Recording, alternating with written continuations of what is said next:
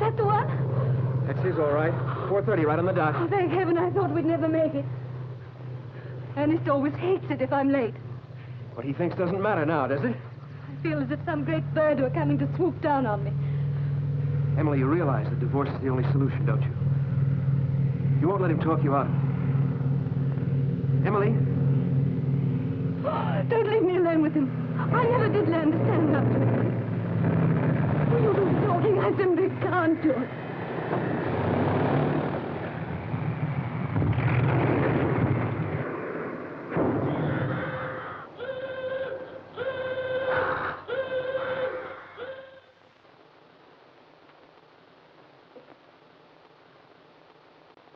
Would you ring the airfield just once more? Maybe just... There were no survivors then. Oh, Brand, I killed him. Oh, what nonsense is this? I did. Here. Open. Swallow that, and you'll have forgotten all these notions of a morning. He would never have been on that plane if I hadn't sent for him, don't you see? It's like a punishment. I should never have thought of divorce. There were 17 other people on the plane, Emily. Are you responsible for their deaths, too? If only I hadn't tried so hard. I crawled after him. No wonder he hated it here. Oh, Brand, it's awful to think that it was all my fault. That's enough. You didn't want to face Ernest. And deep down, you felt relieved when you knew you'd never have to. So now you feel guilty. That's the truth, isn't it, Emily? Off to sleep with you. And no more nonsense. Thank you, Brand.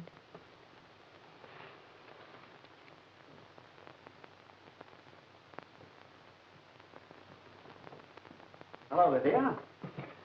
Who's that for? Oh, a nice hot cup of tea for Miss Emily. She'll be asleep by now. Drink it up yourself. Oh.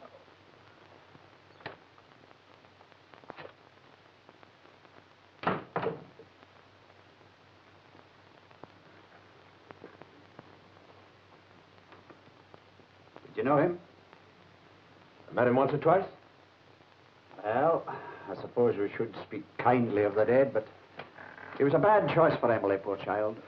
Will she be all right? It's quite a shock, but she'll get over it. Well, at least she won't have to go through the divorce. Sounds pretty cold-blooded, I suppose, doesn't it? It's honest, anyway. He had some kind of a hold over her that she might not have been able to break. You mean that spiritualism fad of his? Yes. Yes, only it was much more than a fad. He was obsessed with it.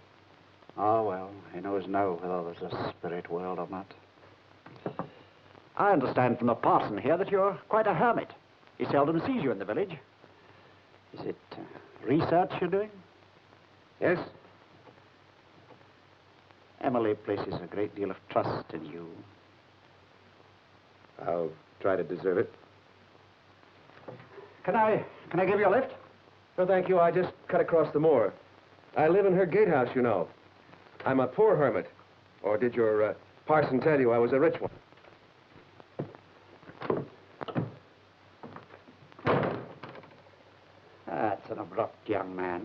highly uncommunicative. Oh, he opens up all right with Miss Emily. Poor fellow. He's lived alone a lot. And that leg, you know.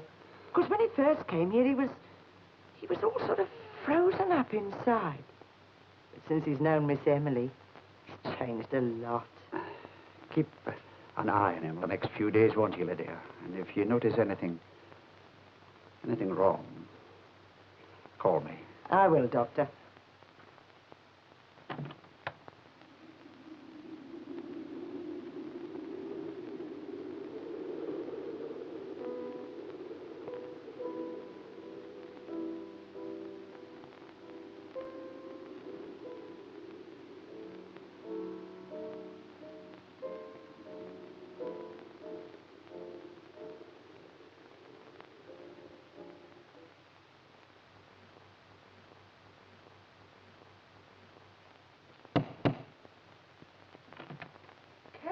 March, do come in. This is a nice surprise. Miss Emily, look who's here. Thank you. Uncle. Emily, my dear, how are you? Oh, I'm much better, thank you. Although I find it difficult to convince other people. They keep treating me as a patient. Well, I've been a very bad uncle, I'm afraid, but I'm here to make amends. You mean you came all this way just to see me? Well, to kill two birds with one stone, so to speak. I thought I could get in a few days shooting, but most of all, I wanted to see you. Thank you for your note about Ernest. There isn't much one can say, is there? Oh, you never saw his portrait, did you? Ernest was working on it just before he left. It's a very good likeness, even to the smile. I never knew exactly what he was smiling at. No, that was just a defense. I think I was very hard on him. You? Hard? You see, before he met me, Ernest was successful as a commercial artist. With all my money, he didn't have to work. He could indulge himself in whatever caught his fancy.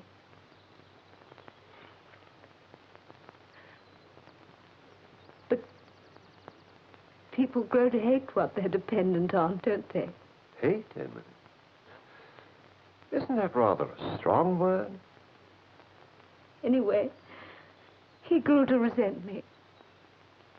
Oh, Uncle, I tried so hard to make him love me. But I only earned his contempt. But I think we understand each other better now.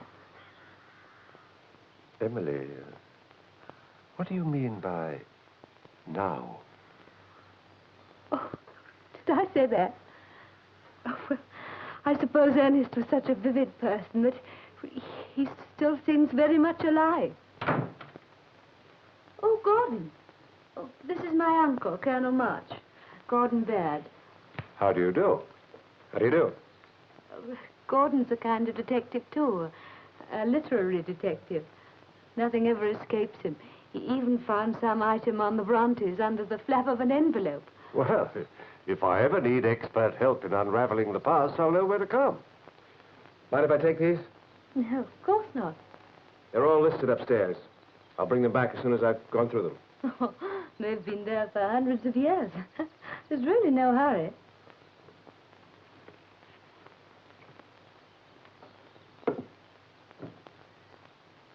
Gordon's been very kind to me. I don't know what I'd have done without him. Well, you've been very kind to him. After all, your library is quite a treasure house. We have a very fair arrangement. In return for cataloguing all the material in the library, he can use whatever he likes for his book.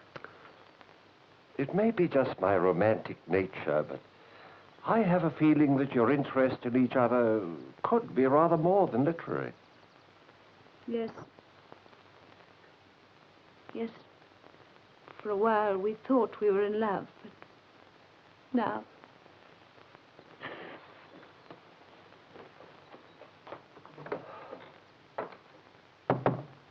May I come in? Please do. I won't be long. I know you're busy. but I think we have something in common.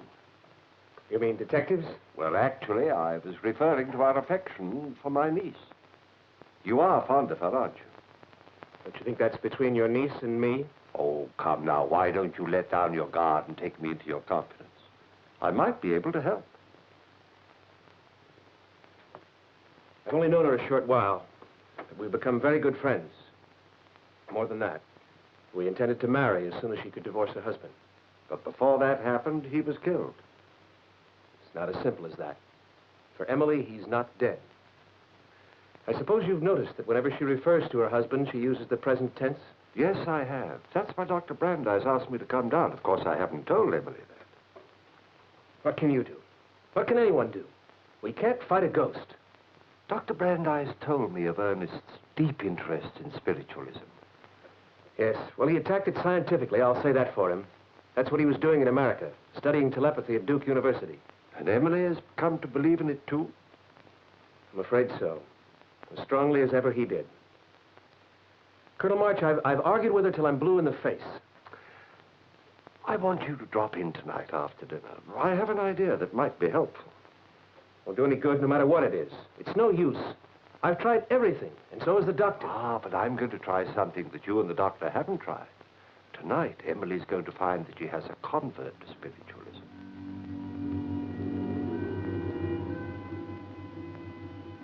And this woman came to my office with a story of having awakened that morning with a vision of her son lying in a pool of blood on the floor of his hotel room in Paris.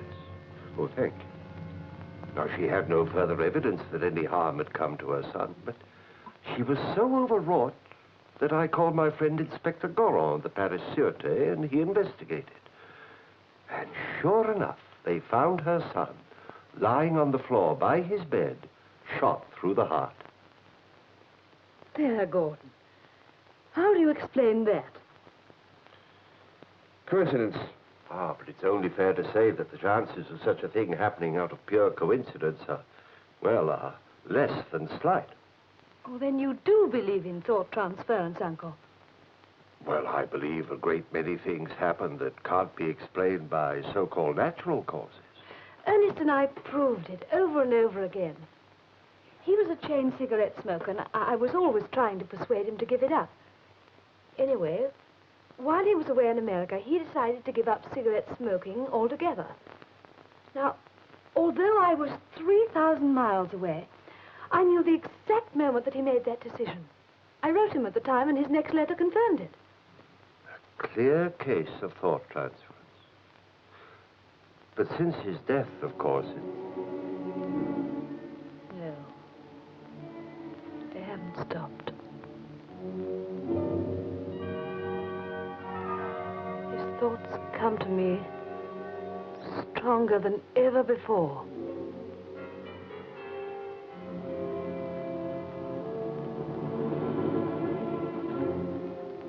I'm sorry, I shouldn't have said that.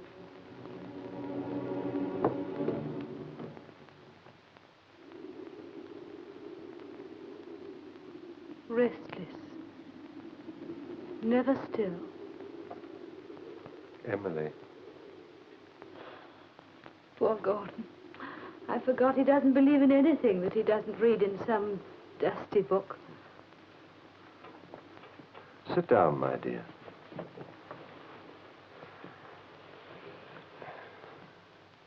Emily, when you heard your late husband's voice, did you see him as well? No. Of course I didn't see him. He's not in our world. Now, don't tell me if you don't feel like it, but I'd like to know what Ernest says when he talks to you. Well, at first he said that I shouldn't be sorry anymore. That everything was all right. Even about the divorce. He'd forgiven me for that. Yes? Then, for a few nights, I didn't hear his voice again. Just the piano. You knew, of course, that it was Ernest. Oh, I'd know he was playing anywhere. you come downstairs? Yes. But the music would fade out as I came near this room, so I just sat on the stairs, listening. He played so beautifully that I'd got over being frightened. And you never heard his voice again? No. Not till last night. Oh. Last night he was different. He said he was lonely. He asked me to join him out there. He said he needed me. Soon he's going to tell me what to do. This time I shan't fail him. You're very tired, my dear. You'll feel better after a night's sleep.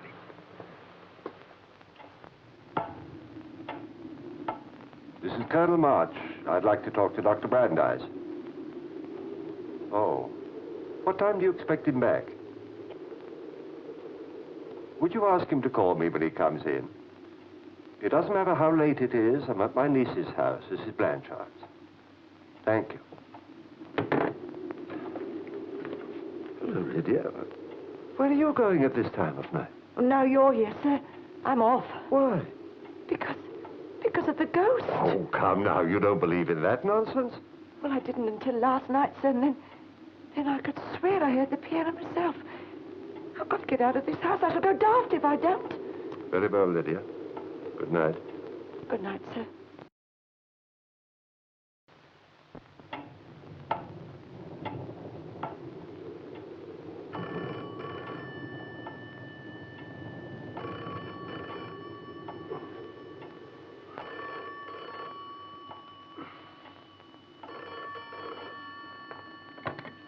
Hello? Oh, Brandeis. I'm sorry it's so late, but I think it's very important that you come... Hello? Hello?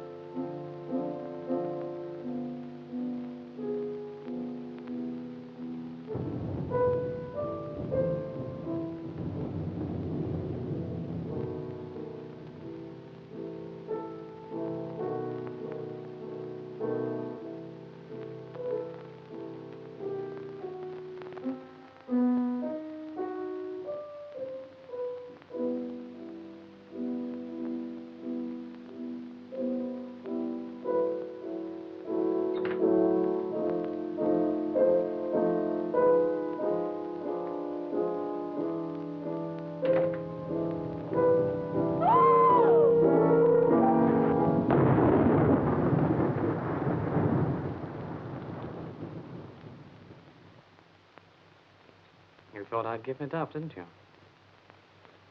I should have done. Yes, here I am in the flesh, as they say. Must be quite a shock to you. Perhaps even a disappointment. After all, a mere man, no matter how amusing, must be something of a letdown after being the bride of a ghost. Sit down, my dear. can now have that talk so fatefully postponed at the airport. There's no one here, Emily. Were you hoping for an interruption?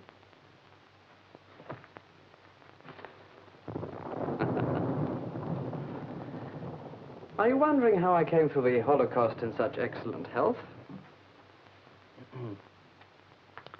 The fact is, I wasn't on that plane. At least, not on that flight. Oh, I checked on the plane, all right, and then such a distaste for the ancestral home came over me that I disembarked before we took off. Apparently, the stewardess didn't notice that I left the plane because the newspaper accounts still showed my name on the passenger list. I was going to send you a message. Telepathic, maybe. Or perhaps even the cruder form of a letter. And as usual, you'd come crawling to me. That's always been your role. I saw no reason to reverse it. I'm sorry. I'm terribly out of practice. In case you're interested, my reason for objecting to the divorce was not my deep devotion to you. No man can long be in love with the mat he wipes his feet on, but rather my deep devotion to the way of life your money accustomed me. In short, I was quite willing to be separated from you, but quite unwilling to be separated from your money. So, when I read in the papers that I'd perished in the plane, I conceived a plan for disposing of you. Or rather, for encouraging you to dispose of yourself.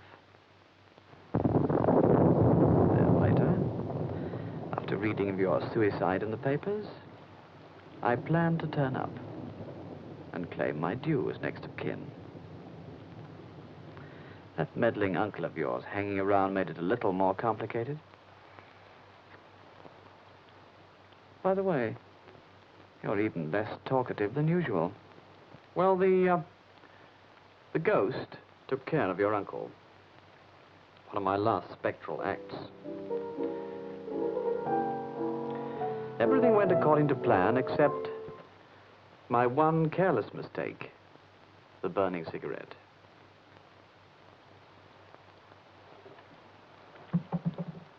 One might almost say that tiny flame consumed my spirit.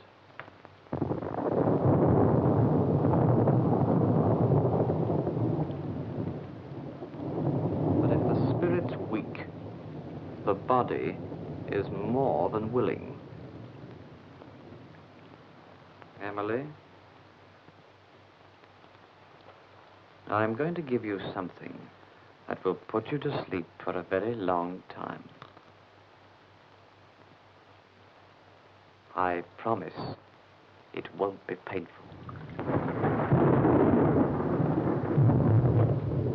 Drink this. Emily, do you hear me? Come along now. Don't be stubborn. If you don't, I shall have to use force. And you know how I detest violence. Very well. If that's what you want. I'll give you money, anything you want. Go away and I will call the police. You aren't going to call anyone except from the grave.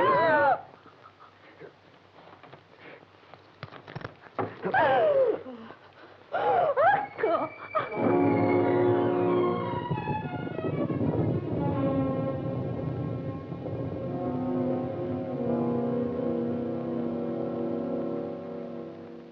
How does that feel, March?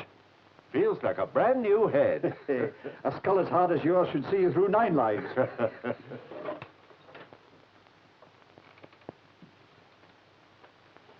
You mind? No. I never want to see it again. What? No sandwiches? Emily, I've been sending you telepathic messages for the last 5 minutes. Doris, never underestimate. Oh, my dear boy, if she's as good as that, After you're married, you better stop thinking.